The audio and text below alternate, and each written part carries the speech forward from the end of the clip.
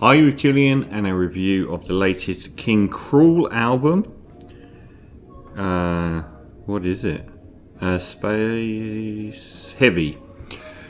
So Archy Marshall from London has one of the most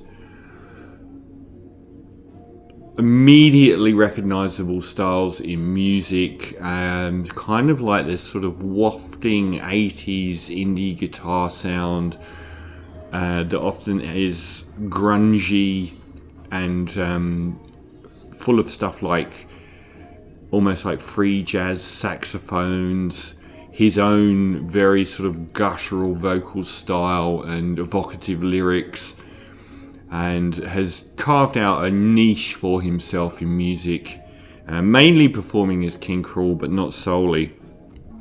So his album The Ooze from 2017 was my album of the year that year. This isn't going to be a full review. I've just done 2 track by track reviews, so this is just going to be an overview review. But The Ooze is one of my albums of the century. I think it's I think there's a comparison to be had with Lana Del Rey in that The Ooze was like this gigantic summation of everything that he could do done perfectly, and the albums that have followed, like Lana's 2 albums after NFR, were still really good in a lot of ways, but not in the same way. I think Lana has crossed over with her 3rd album since NFR, with There's a Tunnel Under Ocean Boulevard being an absolute masterpiece. And I think the 2 albums in between were just not quite there. Not that they were bad. And I think that's the same really with King Krule. So Man Alive was a fine album. It just wasn't as incredible as The Ooze, which was just amazing. So Space Heavy is the 5th album, I think under that name, or 4th under the name of King Krule. And it's a post-fatherhood album. It's a very sort of melancholic and slight album often, which I think you could have applied in some ways to the last album, but much more so here.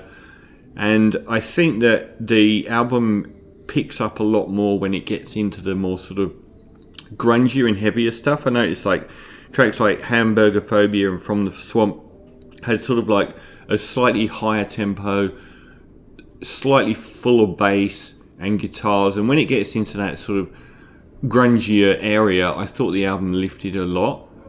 But for the most part, it is quite the sort of 80s indie chiming guitar chords and motifs over quite soft and gentle songs. And on that scale, again, it's probably not. It's a beautiful listen. It really is. And his style is so. I think the album lifts a lot whenever something like a saxophone appears, or where the tempo picks up a lot, because there's quite a lot of songs on here that drift by on these chiming chords, a lot of reverb, and he's musing about walking to the shops or talking about his child and so on.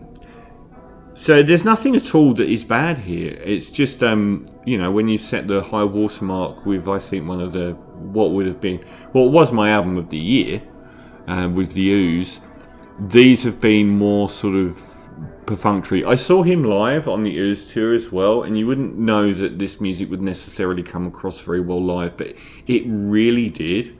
He was a star, and the full band sound was awesome. So I think these are more like stopgaps along the way, like a station before you get to him. Like The Ooze is a major station, and these are like smaller stations along the way. Interesting vignettes and often lovely music. It's just every time it rears up and really goes for it, I kind of think, ooh. So not quite. This is probably one of my shortest ever reviews because I've just done 2 back-to-back long-form track-by-track reviews.